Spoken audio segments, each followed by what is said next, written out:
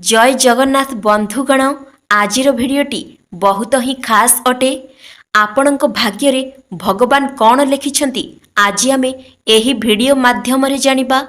दुईटी number आम screen उपरे दिया जाई अछि। एथि मध्यरु जे कोनोसी गोटिए नंबर को बाछंतु एवं जानंतु आपणक भविष्यत। आपणक जेउ भी नंबरटी भल लागुछि आपण बाछंतु एवं देखंतु आपणक भाग्य चक्र कौन कहूअछि। एही भिडियोटी आमर प्रश्न भविष्य उपरे आधारित अटे। एही भली भिडियो आपण बहुत देखिथिबे, किंतु एही भिडियो रे आमे आपणक भविष्यत को नहीं किछि नुआ रहस्य खोलिबु। तो भिडियोटी को शेष पर्यंत निश्चय देखंतु। आपणकर बहुत किछि प्रश्नर उत्तर मिल जिवो। आपण जदि कोनोसी चिंतारे अछंती, धनजनित चिंता किंबा परिवार रे कोनोसी प्रकारर समस्या लागी रहउछि, दाम्पत्य जीवनर कलह किंबा स्वास्थ्य ठीक रहु नाही बा जे कोनोसी प्रकारर समस्या रहुअछि, तेबे एही भिडियोटी खास आपणक पई। तेबे गोटिए कथा को ध्यान रखंतु। आपण जेउ नंबरटी को बाछिबे ताहारी उपरे कुहा जाइथिबा कथा गुडी को आपण सुनि नियंतु। वर्तमान आपण दुईटी फूल देखुछंती, गोटिए हलदिया रंगर आउ गोटे नाली रंगर प्रतीक। हलदिया रंग जहाँकि आनंदर सूचक होइथाए, नाली रंग प्रेमर सूचक होइथाए। तो एही दुईटी मध्यरे समानता बहुत रहिछि। हलदिया रंग गंभीर होइथांती, नाली रंग विपदर संकेत मध्य विचार करा जाए।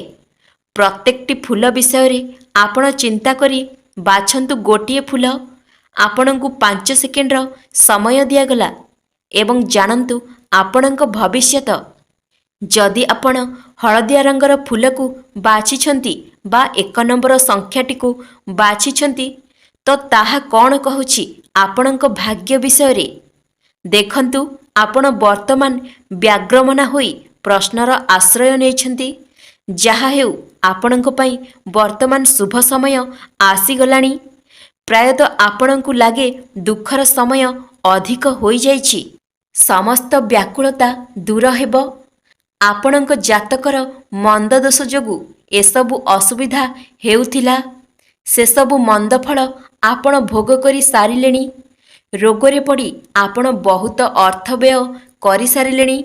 आपणकर समस्त गृह उपकरण प्रायतः नष्ट होई जाइछि। किछि कारण नथाई आपण विपदरे पड़ी जाउछंती। सम्मान हराई आज आपण बड़ दुश्चिंतारे पड़ी जाइछंती।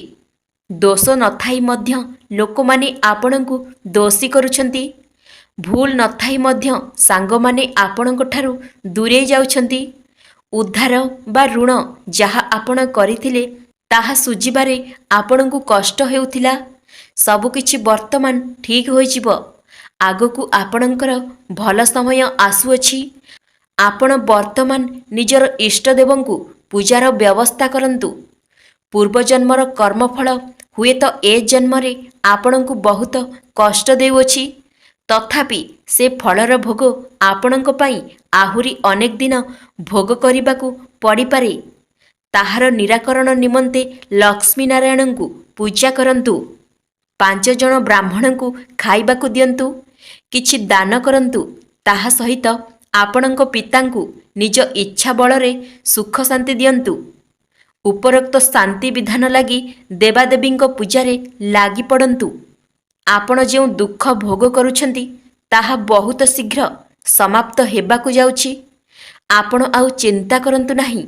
आपणଙ୍କ पई बहुत भल समय आसुअछि।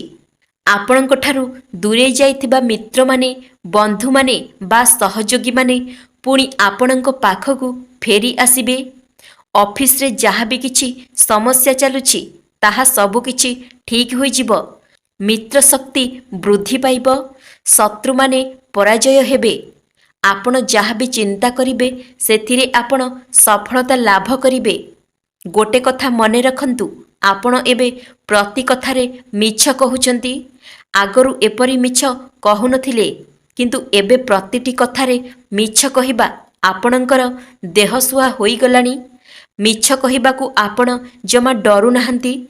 କିନ୍ତୁ ଏହି କୁ ଅଭ୍ୟାସକୁ ବହୁତ ଶୀଘ୍ର ଦୂରେଇ ଦିଅନ୍ତୁ, ନହେଲେ ଆପଣ କେବେ ସଫଳ ହୋଇପାରିବେ ନାହିଁ। ତ ଏହି କଥାକୁ ଧ୍ୟାନ ରଖନ୍ତୁ। ଆପଣଙ୍କ ଇଷ୍ଟଦେବ ହେଉଛନ୍ତି ବଜରଙ୍ଗବାଲି।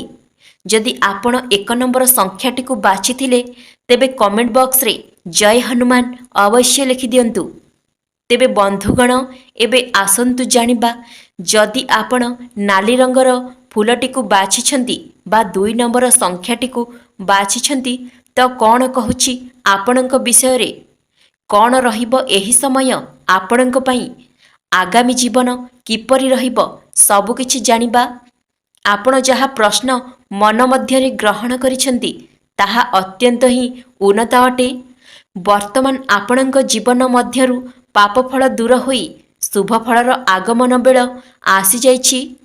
ବର୍ତ୍ତମାନ ଆପଣ ଯେଉଁ ଦଶା ଭୋଗ କରୁଛନ୍ତି ତାହା ସମୟାନୁକ୍ରମେ କମିଯିବ। ଧର୍ମଭାବ ଜାଗ୍ରତ ହେବ। ଆର୍ଥିକ ସମସ୍ୟାରେ ଉନ୍ନତି ଆସିବ। ବର୍ତ୍ତମାନ କେତୁଙ୍କର ଫଳ ଦୃଷ୍ଟିରୁ ଆପଣଙ୍କ ମନ ମଧ୍ୟରେ ଏକ ଆତଙ୍କ ଦେଖାଦେଇଛି। ଅହେତୁକ ଭୟରେ ଆପଣ କଷ୍ଟ ପାଉଛନ୍ତି। ମାନସିକ ଅଶାନ୍ତି ଦେଖାଦେଉଛି। ଆପଣ କୋଷ୍ଠକାଠିନ୍ୟ ରୋଗରେ ପୀଡ଼ିତ ହୋଇ ଚିନ୍ତିତ ଅଛନ୍ତି। ଦୁଷ୍ଟ ଗ୍ରହମାନେ ଆପଣଙ୍କ ଜାତକରେ ରହି ଆପଣଙ୍କୁ ବହୁତ କଷ୍ଟ ଦେଇଛନ୍ତି। ଆପଣଙ୍କର ଆୟଠାରୁ ବ୍ୟୟ ଅଧିକ ଭାବେ ହାନି ହେଲା। ଆପଣ ଯେଉଁ ବି କାର୍ଯ୍ୟ କରୁଥିଲେ ସେଥିରେ ସଫଳତା ପାଇପାରୁନଥିଲେ। ଆପଣଙ୍କ ପରିଶ୍ରମ ଅନୁଯାୟୀ ସେଥିରେ କିଛି ଲାଭ ମିଳୁନଥିଲା। ବହୁତ ଚେଷ୍ଟା ପରେ ବି ଆପଣ ଚାକିରି କିମ୍ବା କୌଣସି କର୍ମସଂସ୍ଥା ପାଇପାରୁନଥିଲେ। କିନ୍ତୁ ସେହି ସବୁ ସମସ୍ୟା ଦୂର ହେବାକୁ ଆଉ ସମୟ ଲାଗିବ ନାହିଁ। ଆପଣ ପ୍ରାୟତଃ ଚିଡ଼ିଚିଡ଼ା ସ୍ୱଭାବରେ ରହୁଛନ୍ତି। ଆପଣଙ୍କର ଏହି ଚିଡ଼ିଚିଡ଼ା ସ୍ୱଭାବରୁ ଆପଣଙ୍କ ପ୍ରିୟ ମିତ୍ର ଆପଣଙ୍କ ଠାରୁ ଦୂରେଇ ଯାଇଛି। ଦାମ୍ପତ୍ୟ ଜୀବନ ସଠିକ୍ ଭାବରେ ଚାଲୁନାହିଁ। କିନ୍ତୁ ଆଗକୁ ଆଉ ଏପରି ସ୍ଥିତି ରହିବ ନାହିଁ। ସମୟ ବହୁତ ହିଁ ଭଲ ଆସିଯିବ। ଏଣିକି ଆପଣ ଶାନ୍ତିରେ ବିଶ୍ରାମ କରିବେ। ଧନ ମିଳିବ, ହେଲେ ସାମାନ୍ୟ ବିଳମ୍ବ ହୋଇପାରେ। ବର୍ତ୍ତମାନ ଆପଣ ଯେଉଁ କାର୍ଯ୍ୟ କରିବାକୁ ଅଗ୍ରସର ହେଉଛନ୍ତି ସେ କାର୍ଯ୍ୟଟି କରିବା ସମୟରେ ଟିକେ ଦେଖି ଚାହିଁ କରନ୍ତୁ। ଭାଗ୍ୟର ଉନ୍ନତି ସମୟ ଖୁବ୍ ନିକଟରେ, ହେଲେ ତାହା ମଧ୍ୟ ସାମାନ୍ୟ ବିଳମ୍ବ ଘଟାଉଅଛି। ଆଉ କିଛି ଦିନ ରହୁଅଛି ଆପଣଙ୍କ ଜୀବନରେ ଭାଗ୍ୟ ଉଦୟ ପାଇଁ। ଜଣେ ବନ୍ଧୁଙ୍କ ସହଯୋଗରେ ଆପଣଙ୍କ ଜୀବନ ପରିବର୍ତ୍ତନ ହେବ। ସେହି ବନ୍ଧୁଙ୍କ ଦ୍ୱାରା ଆପଣ ବିଶେଷ ଲାଭବାନ ପାଇବେ। ବର୍ତ୍ତମାନ ଠାରୁ 7 ଦିନ ମଧ୍ୟରେ କୌଣସି ଦେବାଦେବୀ ମନ୍ଦିରରେ କିଛି ଦୁଃଖୀ ଦରିଦ୍ରଙ୍କୁ ଖାଦ୍ୟ ପଦାର୍ଥ ଦାନ କରନ୍ତୁ ବା ମନ୍ଦିରରେ କିଛି ସେବା ଦିଅନ୍ତୁ। ତା ସହିତ ଆପଣଙ୍କର ଦୁର୍ଗୁଣ ରହୁଛି ଯେ ଆପଣ ପ୍ରତ୍ୟେକ କାମକୁ ଡେରିରେ କରୁଛନ୍ତି। ଆପଣଙ୍କର ଏହି ଖରାପ ଗୁଣ ଯୋଗୁଁ ଆପଣ ବହୁତ ପଛରେ ରହିଯାଇଛନ୍ତି। ଯେଉଁ ସମୟରେ ଯାହା କରିବା କଥା ସେହି ସମୟରେ ଆପଣ ତାହା କରିନାହାନ୍ତି। ଏହି କଥାଟିକୁ ଆପଣ ବିଚାର କରି ନିଅନ୍ତୁ। ନିଶ୍ଚିନ୍ତ ଏହି କଥାଟି ସତ୍ୟ ପ୍ରତିପାଦିତ ହେବ। ଯଦି ଆପଣ ଆଗକୁ ଏପରି କିଛି ଭୁଲ କରୁଛନ୍ତି ଏଥିପ୍ରତି ସର୍ବଦା ସତର୍କ ରୁହନ୍ତୁ। ଏପରି ଭୁଲ ଆଉ କରନ୍ତୁ ନାହିଁ। ଏହା ଆପଣଙ୍କ ପ୍ରଗତିରେ ବାଧା ଆଣିବ। ଯାହା ବି ଶୁଭ ସମୟ ବା ଶୁଭ ମୁହୂର୍ତ୍ତ ଆସୁଛି ତାର ଲାଭ ଉଠାନ୍ତୁ। ବସି ରୁହନ୍ତୁ ନାହିଁ। ଯାହା କରିବାର ଅଛି ତାକୁ ଏବେ ହିଁ କରିନିଅନ୍ତୁ। କେବେ ବି ପଛଘୁଞ୍ଚା ଦିଅନ୍ତୁ ନାହିଁ।